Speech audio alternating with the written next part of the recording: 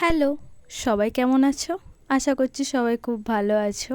হ্যাঁ, আমি জানি তোমাদের আমার উপরে খুবই রাগ। তাহলে কারণটা আমিই বলি। কারণ আমি তোমাদের সাথে অনেক দিন ভিডিও শেয়ার করিনি, তার জন্য আমি খুবই দুঃখিত। এর জন্য আমি সবার প্রথমে তোমাদের কাছ থেকে ক্ষমা চেয়ে নিচ্ছি। তো এইবার আমি ভিডিওতে ফিরে আসছি। চলো, আমরা তো সবাই জানি যে শনি রবিবার খুবই ভিড় হয়, কিন্তু এই গুরু পূর্ণিমার দিনে এত ভিড় হবে ভাবাই যায় না।